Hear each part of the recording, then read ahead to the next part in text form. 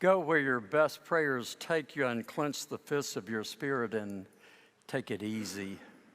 Breathe deeply of the glad air and live one day at a time. Know that you are precious and learn to trust. Amen.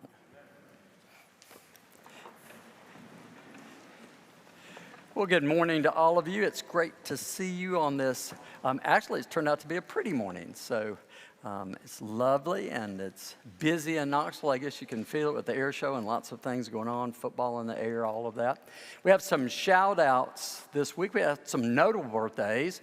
Our Whitney Ross turned 50, and if you know Whitney, he looks like he's 25. He still looks like he's 25. I want to tell you what he did. He went to Maine, the state of Maine, and ran the hardest half marathon in the United States called Hell on a Hill. So when you see him, would you give him your condolences? I have no idea. Anyway, we had a lot of fun. And Paul Ruff turned 64, so we had lots of black balloons around here. And also, we have some more. Wayne Stagg turned 80. He's sitting over here today. And Paul Pinckney is having his 90th. Is it tomorrow? Tomorrow. Awesome. We'll give him our best. We love him and miss him and hope he's watching. We have confirmation in a couple of weeks. And in the old days, confirmation, how many of you were confirmed when you were young? Show me. I spent 7 years 1 year in confirmation. It lasted forever. It was wonderfully miserable.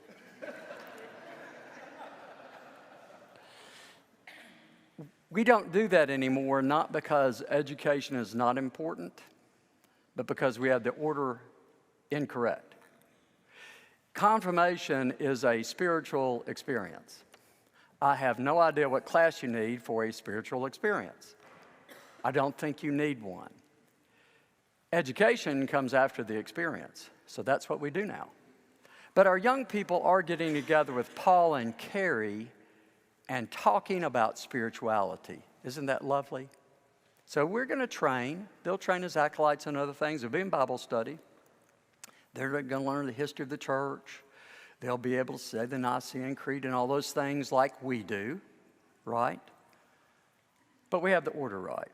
But I want to tell you what one of the young people said this week ago, and it's captured me because I was thinking about preaching today for several weeks, by the way. And I said, Carrie, what are the kids talking about? So one young man, he's 12, and we'll leave him his anonymity. It would embarrass him if I said his name. Great young guy. So why do you want to be confirmed? What is all this about for you? He didn't hesitate. He spoke up and said, I've been talking to God a lot lately. And I made a decision that I wanted to be in a church where that is happening a lot. When Carrie told me that, I said, we ought to let him preach. I mean, seriously, incredible maturity, a 12-year-old. Not making it up. Is that not amazing? I'm not putting on him. It's real. He feels the presence of God. It's easy for him. He talks. The very thing that most of us want. It's an easy conversation like a friend or a parent. And actually, it's remarkable what he said. And I hope, and I think he is right, that he is in a place that doesn't talk about politics or sociology. We try not to. We're talking about spirituality and God a lot, our conversations with God. Because that is exactly what our young confirmand showed us. The definition of spirituality. It's that simple. And it fits exactly where we are right now in the life of the church. So I'm going to invite you in. I know you're busy, distracted, lots of stuff going. So kind of come with me where we've been reading our lessons. And they're kind of particular. We read certain lessons in a certain way in our church. We've been reading this section of the Gospel of Luke. So don't know about that. That's perfectly okay because I'm going to tell you quickly. Luke right now is spending time telling us about God. We often come to church and most of our sermons, well, they're about God, but they're about you and God. Mostly about you and us. Like trying to learn who we are. We spend a lot of time at that. Luke right now is engaging you and me to learn about God. And Chris last week had a great sermon about that very thing, that God is acting in our lives all the time. And he said something bold, that mostly people know about God through our words and actions and the way we talk about our experiences with God. So it's God's nature to be in our lives. And Tom before that preached about love, how many and most faiths have lots of words for love, and we have one, love, and it's supposed to cover lots of things. So Tom's thought was, you need to share your experiences when you experience that love so other people will see it. Otherwise, how will they know it? Again, what a great idea. So today, I want to ask you then, what in this lesson is teaching us about God, but even more, the how of God? And I mean that seriously, boldly, the how of God, because that's what it's all about. You know, you heard the lesson, didn't you? The Pharisees right out of the gate, typical of the Pharisees. You know, Jesus, we really don't like you because you hang out with sinners. That's what they're saying, which tells us what they're thinking. We don't hang out with sinners. Well, okay, if you say so, but anyway. Notice that Jesus, in conversing back, and if you need to read it later, pick it up, he doesn't even say anything about that, doesn't mention it. In fact, what he does is he said, let me tell you a story. And it's not a story about sin, it's about being lost, about lostness. It's about a shepherd losing a sheep, one of 100. About a woman losing a coin, a valuable coin of which she wants to find it. So really, it's interesting. It's not about losing. What is the story about? It's about finding. Thank you. This is participatory, by the way. If you want to talk back, I'm okay with that. I'm serious. This is about a finding story. When you've heard it preached, it's about being lost. Not for Jesus. And guess what? Both the shepherd and the woman are about the business of finding, and we know who that is. It's God. God is about the business of finding, and look what God does. Juxtaposition, by the way, to the grumbling, whining, complaining Pharisees, which could be us, I guess, at times. They have a party when they find. It's like they don't look back. They go forward. It's a party. It's not about how it got lost. It's irrelevant. They found what they were looking for. So you guys are smart. What is Jesus really saying? You know, when I was a young priest, I had an experience that happened many times. So let me tell you the first time that was rather dramatic. It's a simple kind of thing.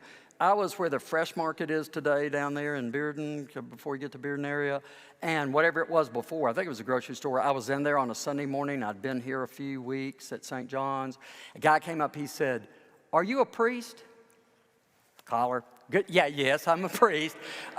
He said, "I thought so." He said, "Are you at St. John's?" I said, "Yes." He said, "I thought so."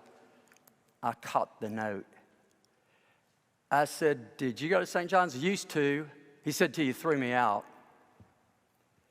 I said, "Oh." I knew what he was talking about. Do you? He said, "I got divorced and I couldn't come to communion. I quit coming to church." How dare you? He said, "Have a great day." Not kidding, real story. I've had that happen about 45 times. 50, 60, 100. I was willing to take the hit because I do wear a collar, but I got their point. Do you get the point? Humans focus on sin. It's what we do. Not a bad thing. We teach sin in the church, and we teach our children sin. If you don't like it, come and see one of us. Because sin is separation. Nothing more, nothing less. Don't take it anywhere other than that. Again, this is where the learning happens. So I'm not going to give you a treatise on sin other than to say it's our way to balance ourselves, to calibrate who we are, to be authentic with one another, to live together peaceably and lovingly. Without knowing one's sin, it's your job, not mine to know your sin, it's your job to know your sin. You can't figure that out.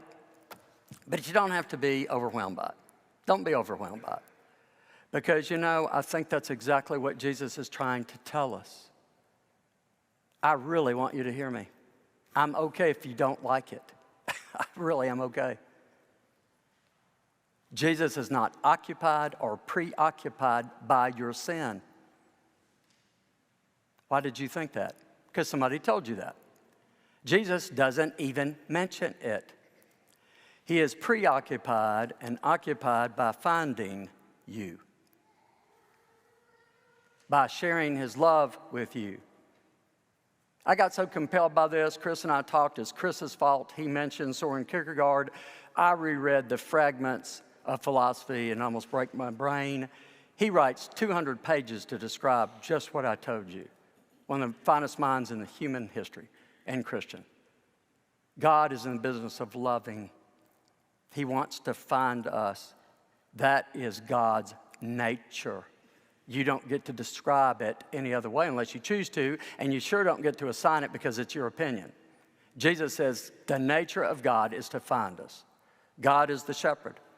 God is the mom, the mother of the house looking for what is lost. You see, God is not angry with you trying to catch you at something bad. Many of you were raised that way. God is not trying to scold you. You were raised that way. God is not trying to humiliate you. You were raised that way. God is not trying to put you on trial. You were raised that way. You can choose to get off that spin wheel if you want to. I think God cares, of course, but humans care a lot about sin. Listening to Jesus, God not so much. So I don't know if you can go there with me, but I think the point is as plain as it is. God is not the God of lostness. God is the God of foundness, of arrival, of waking up and being found, knowing oneself, awake to the world. I know that's a lot of head stuff, but you know what? It really isn't head stuff. It's heart stuff. So let me describe a moment when I got it in retrospect. And I'm hesitant to tell the story. I really am. Some of you know a little of it, but I don't want you to think it's bold or it's macho or it's anything. Some of you know I go hiking every year because I like to be away from technology. So I get out and have 8 or 10 days without anything other than a phone that has maps on it, guided by GPS. Sleep on the ground, get simple. And some years ago, I was out in the Wind River Range in the Bridger-Teton National Forest in Wyoming, where I've been going for the last few years because it's so open and free. And I was in one of these beautiful days. Did you see the sound of music? It was one of those days. I am telling you, the hills go on forever. And we were hiking up this valley, the Poposia River, and there were trout jumping. I thought, God, life is great. And then we do what we do is there's a trail, but there's most of that place you have to off-trail it. You have to figure it out. Well, there's some people who have done that, and they made some trails on a map. No, there's not a trail, I promise you. But you follow some pathways, and we've downloaded those, and we have them on our GPS, so we're watching. Our GPS tells us where we are. So we take a left, go up a hill. Beautiful. Flowers everywhere. Water tumbling off of this mountainside. It's beautiful. Up over this hill after another, and just gets prettier as we climb. We go from 8,000 to 9,000 feet, 9,000 to 10,000 feet, just stunning. Then we climb a ridge, and oh my gosh, I don't believe it. There is a snowfield about 1,000 feet across. That's about 50 feet deep, solid ice. And I want to tell you the truth. I have real fear about that stuff because it's dangerous, and I'm just not that good. If Al Bettinger here, Al can do that. I can't do that stuff.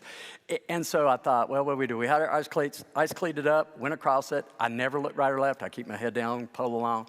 So we get across it. Ice cleats off, across a hard boulder field, not bad. Come to another ice and snow field. I'm thinking, oh, what have we done? But the day's still pretty. It's pretty outside, so we climb over that.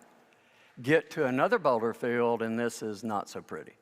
The boulders are the size of my car. I drive a Suburban, I got the size of my house. So we have to get over those to get to the ridge top. We're going to the Wind River Peak. We finally get over those. We get to the top. Now I'm at 13,100 feet from 8,000. Beautiful day, and we see a storm coming. And at 13,000 feet, rain turns to snow and hail and sleet. And the hail was so big that we thought it was going to shred our clothes and kill us. I mean, break your bones. It does happen. We got in the rocks, got out of that, and we thought, oh, survived it. And I thought the worst is over. Climbed another 100 feet and looked where we had to go. A solid snow field and ice field below us. And to this day, it makes my heart speed up. Not kidding, still makes me afraid. And looked down and realized I've got to go 1,000 feet across and drop 15 degrees over that period of time. And by now, it's 4 o'clock in the afternoon. I looked at Jim and said, what do we do? My hiking buddy, and he's great at this stuff. He saved us, probably saved our lives, I think, in a way. Saved us from being hurt anyway. He said, we got our GPS, we're going, and we can't go back. He said, we can't stay here. This is bad. This is a bad place. So he started down. And I want you to know what we did. So we're on ice and snow. We can't see anything. You don't see anything below you except ice and snow. We followed the path on the GPS. If it said turn left, we turn left. Turn right, turn right. It took us 4 hours to get across it. We dropped, we dropped probably 1,000 feet and still weren't down. Then we had to climb down a wall. I said, are we going to do this? He said, we got to do it. So we climbed straight down a wall, no gear, not smart. Please don't do this. I will never do this again. Didn't do it again. Then we slid down a ravine into a boulder field. It's the only way down. When we stopped and found a rock to sleep on in a massive boulder field that went on for about 2 miles, Jim looked at me, and he's not a spiritual guy much. He's not a church guy. He's a spiritual guy. He looked at me and he said, my God, you got a connection. And I said, no, I don't think so. So I don't want you to hear that I was rescued. That's the point. That is not even the point. I think about that story often because it reminds me to get my brain straight when I'm with you and other people. That I've just described is the nature and the journey of faith. I'm with so many of you, and you're with each other as we climb mountains. Way worse mountains than the Wind River Peak. Mountains that do take your life, take the people's lives that you love, take part of your life away, change the nature of your direction, spin you, toss you. I'm also with you in great joy. So it is the sound of music at 13,000 feet. But it's all of that and nothing less. And see, that climb and descending that we do together as a community, see, it reminds us of the trust that we must find, of the perseverance that we must have in life. It is real. Today's gospel is the most beloved, I think, of all of Jesus' parables, and it's tiny because he refutes what is human in us to focus on the wrong thing. This is the best of his good news. It cannot be any better. Truly, I wish I could have everybody not listen to my sermon, but interact with all of us about this, to sit and talk about this topic for hours, because it's the center of something huge in the life of faith. But I want to give you a warning that's really on the label before you read it. The more accomplished you are, that includes me, I'm talking to myself, the more successful you are, the more single-minded you are, that you always know where to go, and the more you get things the way you want them, this is going to be a hard, tough journey. Because you see, what it is ultimately about is trusting. I had to trust the scientists who made the GPS and my friend Jim, who is going to navigate us down. You have to trust somebody. We all have to trust. We have to trust God that this is all going to be okay somewhere. Even in the hardest places, it's going to be okay somewhere. But the payoff is amazing. And so many of you teach the rest of us that payoff. Forget what I've talked about. Think about the stories around us in this congregation, around us in society, of the people teaching us the climbing and descending and what they learn and what they see. See, this is challenging. But when you come to the end of the journey and the end of that place, that road for that time, you realize what you'll find. Jesus says it. God will be waiting for you when you get there, because God had already arrived in front of you. He has found what he was looking for. Because he's always looking for you. For you. And as you find God finding you, I promise you, don't make this up, you will have met your faith. That is what faith is. And your life will be changed again. And it's always for the better. Amen.